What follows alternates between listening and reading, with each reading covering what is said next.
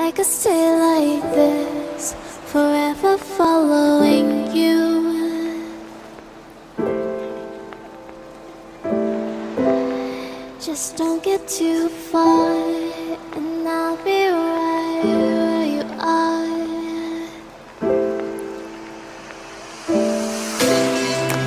You're a dream that I could finally see.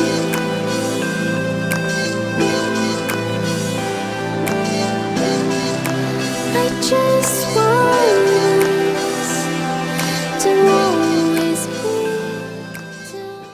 Hello everyone, Abby here, Purple Cottage Crafts, and welcome back to another video here on my channel. Today is going to be all about my most recent 100% hand-stitched, slow-stitched fabric journal stitched memories. Now, how many stitches can I get in that intro? So today is going to be the complete flip through. And I wanted to show you, this is the binding, well, I guess this the tie of the wrap that I slow stitched to go with this journal. So for now, I have it on the outside of the packaging. So whenever I open this up, you'll be able to use this as a closure for the journal itself if you choose to do so. So you can kind of take a peek at her in there. And then also this paper has been used inside the journal, but you can also use this for future projects. So you can take it apart if you choose to, and you can use it inside the journal itself for little notes and things along that line. So there she is, Stitched Memories. And I did the embroidery on here. Again, as I mentioned, this is 100% hand-stitched, slow stitch. There are no adhesives, clips, glues of any kind, fusible of any kind, no pins, nothing. Everything is held together by thread and embroidery floss and string. So this is the first time I've made a journal completely in that format. Usually I do a mix of all of those things I just mentioned, but this one I wanted to kind of challenge myself, and I did this. And so it took me a little bit longer than normal because of that reason, because it takes a long time to do all this, you know, stitching by hand. So you can see she's a little bit of a chunky monkey. So let me show you the binding first. We can kind of get this out of the way. So this is the closure, and you can have this go on either side, you know, whichever. You can make this the end, the front, or the other side, whatever you choose to do. And I chose to leave the stitching on the back side revealed because I love that. I think it's just another form of visual texture, and I just think it looks nice. So we have a vintage button sewn on there, lots and lots of seed stitching, and I'm just going to kind of pull along here. So most of these little bits and scraps of fabric are remnants left from me working within the journal itself. Some of them are not, but most of them are. So you'll recognize some of these little scraps of fabric once we get inside the journal, which we're going to do right now. Okay, so from the cover, as you can see, lots of seed stitching. Did some embroidery there with the name, Stitch Memories. Got some vintage laces on there and some flax linen fabric. This is a Suffolk puff or a yo-yo, whichever place you reside. I know people in the UK call them a Suffolk puff, and then here in the States they're called yo-yos, whatever you want to call them. And then there's the spine. You can see this is how the signature, it's one big chunky signature. Okay, and then there's that. All right, let's go ahead and get inside of her. So this is a little bit floppy, the covers. I mean, not a little bit, it is. And I designed it to be that way because I like that feeling of being able to squish her if you need to, put her into a bag or something like that. And it's also, I just love the feeling of it. It's just a nice, soft, squishy feeling of this. And so that is why there is, you know, no additional fabric on the cover itself, because I wanted it to be like that.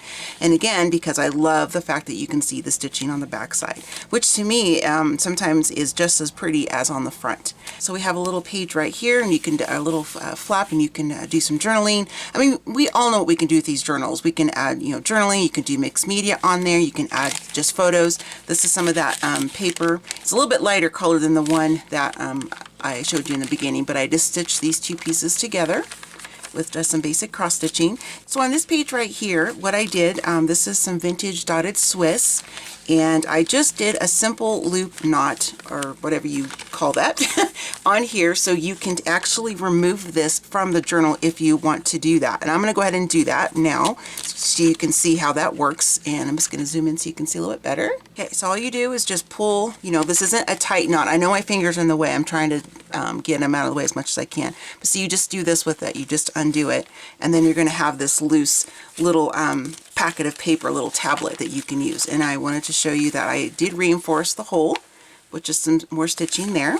This is a better look at the little tablet. This is a piece of a vintage prescription from the 1940s, I believe it was. So I have that in there, and you're going to see this piece, more of this throughout the journal as well.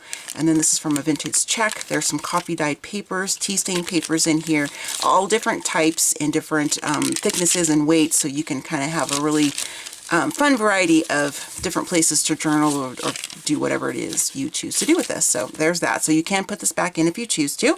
And if you wanted to add more to this, you can. You just snip the floss I have right there in these holes, and you can put in more paper or whatever you choose to do.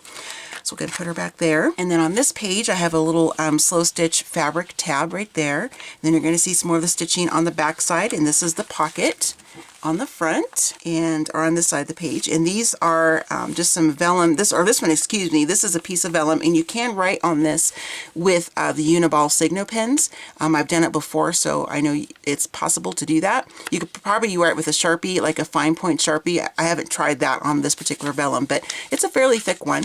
And then I just did a little slow stitching there on the back side. And then we have this one here. I just stitched in some paper.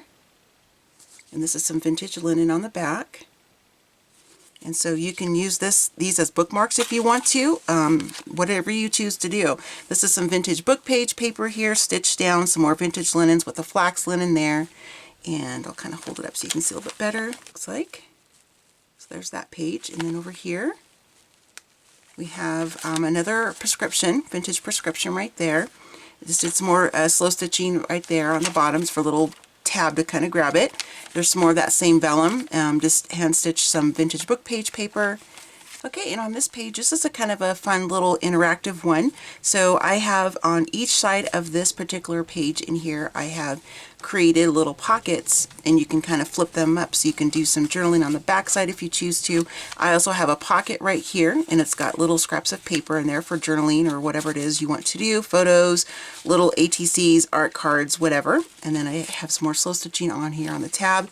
And on the back side of this one, this is another little mini notepad right here, and you can see it's got a bunch of little papers in there so you can do some journaling, and it fits back in here all nice and snug. There we go. And then again, you can journal on the back side, and each of these pockets has quite a bit of some little scraps of paper for, you know, journaling and whatnot. There's another piece of that vintage prescription. Here we have some more paper, another slow stitch collage bit there. And the back side here is another page where I stitched these two fabrics together. This is some linen, the green, and then this is also another type of linen, the tan kind of sandstone color. So I stitched those together because I like the thickness of that. And then in this pocket here, we just have some more tags and some little scraps of paper. And then on the front of this pocket, I did some more slow stitching, kind of like a little textile collage, so to speak. And I'll hold it up so you can see that a little better. And then on the flip side of this one is another large pocket, and I just have a piece of paper stuck in there right now. This one's deeper than this pocket here, so you can put some longer strips of paper if you choose to. And then here you can see some more slow stitching on that fabric tab to kind of pull it out. This one here is some vintage pattern paper, and what I did here is I created 3 pockets. So on this side there's 3 pockets, and on the other side of the journal, the signature, are 3 pockets as well. So I'll hold this up so you can kind of see. I love the transparency of this. I love that so much. Some more stitching here, and then I'll show you the 3 pockets. So we have one right here in the front. So this is pocket 1, okay, right there. And then this is pocket number 2. I just did some more slow stitching there. I love how that looks. I just love thread and paper. It's just so yummy. And then the 3rd pocket is right here, as you can see. And then again, some more slow stitching. I left the strings long. You of course can trim these down if you don't like that. I prefer that look, but you know, you can do with it what you like. And then here's the back side. And oops, my little notepad slipped out there. We'll get to that one in a moment. And then here's the back side of that. So if you wanted to, you could stick another piece of paper on the back side of this pocket and have another place to tuck something in, or you can just journal on this if you don't want to do that. And then here I have some more, oh, I did this a little bit right here too. I'm going to show this to you. Some stitching right there, just down the center. And this is just some really cool embossed paper that has been coffee dyed. And I have a really cool slow stitchy collage bit. That's what I call my things. My little bundles like this. I call them slow stitchy collage bits. And so there's that one on there. So pretty. I love that one so much. And then on the inside, this is the center of the journal itself. And I left this string a little bit long in case you wanted to tie like a bead or charm or an old button or something off of there. So of course you can trim that down if you would prefer. And then what I had, was it here? One of these pages, I'm not sure which one it fell out of. It doesn't matter because you can tuck this wherever you want to. This is some more of the green masking paper. And I just stitched on an old vintage button and then just used some embroidery floss. And then I'll show you what this looks like inside. You just simply unwrap it from the button and then you open it up. And then I stitched a little tiny journal in here. So let me move this out of the way real quick so we can take a peek at this in its entirety. So there's like a little stitch, and I just made a little journal in here, just a little floppy journal. So, and I just made sure I did a different piece of paper for each layer. We've got some really thin, like parchment, or not parchment, but like onion skin paper. And what I did is I lightly coated this with some chalk paint, so this will be really easy to write on, to journal on, you know, doodle on, whatever it is you want to do. So, same thing with the vintage book paper. And then we just have that. So I thought that was really cute. It's a little tiny, little, mini paper pad, so to speak. So, okay. And so on the other side of the signature, we have, again, that same really cool embossed cardstock here. This is so nice to the touch because it's raised a little bit, and I'm such a tactile person. I just think that's so cool.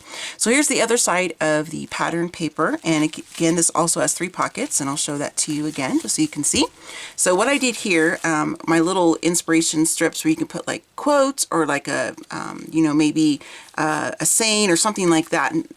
So you can do that if you want to. And this is just a coffee dyed receipt tag that's been in there. And I've got 3 of those in there. And so this one has 3 pockets as well, so you can tuck these into the 3 if you choose to do so. There's that side. And then on this one here in the back, I just tucked in a tag. But to kind of make it a little bit more interesting, I went ahead and just kind of mimicked the tea bag, kind of, where the branding is on the tag. So I just kind of made my own out of some little fabric collage, another slow stitchy collage bit. So there's that. Just thought that was kind of cute and just kind of add a little bit more visual texture to it. So I thought that would just be a really cute way to add a topper to this smaller tag in that journal. So there's that one. And then here you can see some really cool coffee staining there. And then just some more stitching, and this is a pocket. And I have just these 2 papers just together and just did some, stitching there. I'll go ahead and tuck her back inside her little spot. And then on the other side, we have another slow stitchy collage bit there on the front. Just lots and lots of stitching there, and coordinating threads and string and embroidery floss. And then this side here, I have these 2 papers that have been coffee dyed, and right there. And then what I did on these is I actually cut out some fabric and I just put it on top of the flower and just did a little bit of stitching just to kind of give it a little bit more attention to detail, I suppose. And the same thing on here.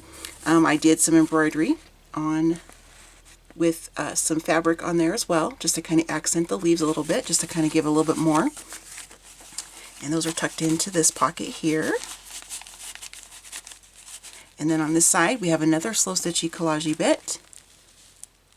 Right there. A lot of fun. And this also doubles as a page tab if you want to use it for that purpose.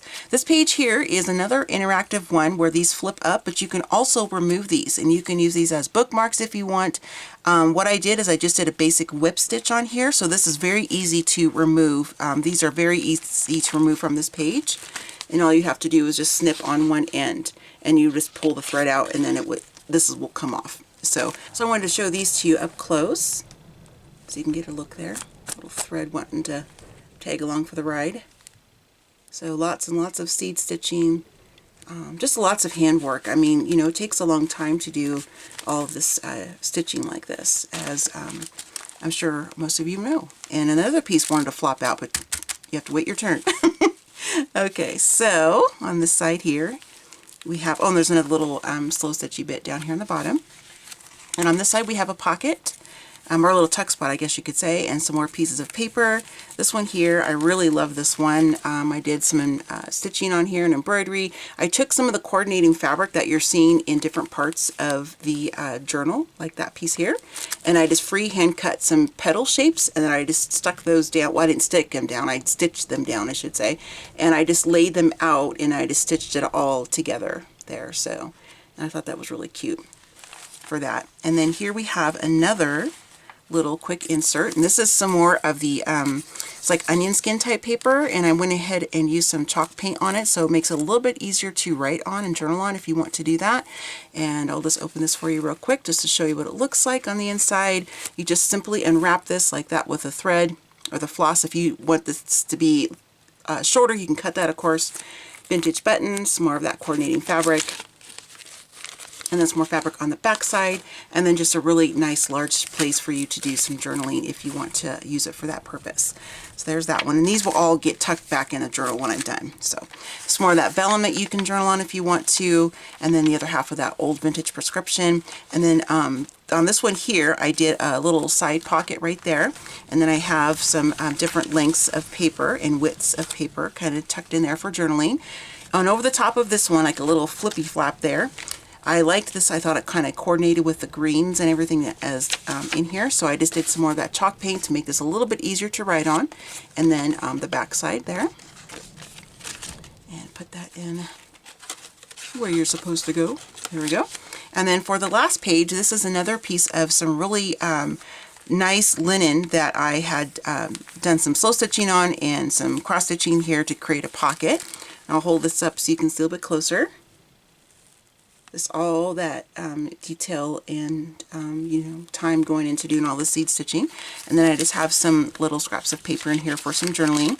And this is another one of the receipt tags, and I just did some cross stitches up there at the front, or on the top, excuse me. And then we have, I stitched this to the back side of the dotted Swiss. So, and you could also take like little rusty safety pins or little clips and whatnot, and you can clip in things on in here if you want to do so. Same thing on the fabric pages too. If you want to clip in little things, you can certainly do that. And this is the back side of that front piece that I stitched. There's a little tiny slow stitchy bit there. And this is the back side. And then for the last page, I did a little slow stitchy collagey bit there. I thought it was kind of a cool little visual interest as you're journaling it in the back. And there's the back piece here. And then there's the back side, and that's the journal. This is Stitched Memories. Oh, I almost forgot to show you this one because it was off to the side. So this is just a coffee dyed envelope, like a junk mail envelope. And I just did some more stitching there, some cross stitching, and some more, you know, slow stitching there as well. And the back side I think looks really cool. And I just have inside here some scraps of paper just for more journaling and whatnot. So that is the last of the 3 inserts that are not actually attached or stitched into the journal. So those, of course, will get put back into the journal when we're done. Okay, so here she is again. And what I did on this one is you can also take that little faux slow stitch tea bag tag that I made. You can flip this up too, and you can have it dangling on the outside if you want to. I think that's kind of a cool look as well. So she is, like I said, squishy. She's a little bit wonky, and that is and a little quirky, and that was intentional. I designed her to be like that. So there she is. So just so pretty. And of course she'll be wrapped up back nice and pretty in the green paper with all of the inserts inside, of course, and then closed with this bit here. Oh, I wanted to show you real quick what that looks like if you choose to use this as the closure. Okay, so here we go. I'm just gonna do, you can tie this once if you want to, or you can tie this twice if you want to make it a little bit bigger of a knot on the front of your journal. And I think it's just really super cute how that looks. So really cute. And if you don't want to use this as a closure, you of course can use this strip here in whatever project you want to, or whatever form you want to. You can cut this apart if you wanted to do that and have some more smaller little stitchy bits to use elsewhere. That's another idea you can use with this as well. So this is Stitched Memories, and if you're interested in purchasing her, what I need to have you do is to send me an email to purplecottagecrafts@gmail.com. I will then provide the additional details about purchasing her. So this will not only be up for sale via my YouTube channel, but also in my Etsy shop and on my Instagram as well. So my social media links are always in the description box below. If this sells before I get it uploaded to Etsy, then you won't find it there, of course, because it'll be sold, and I'll come back and mark this video sold. Had a lot of fun making her. It took a long time, as I mentioned. Lots of hours of stitching and hand stitching and vintage fabrics and textiles went into her. So this is really one of a kind, because I have not made one like this before, where it's completely 100% hand stitched. All right, I will see you guys next time. Thanks so much for watching, and I'll see you in my next video. Bye!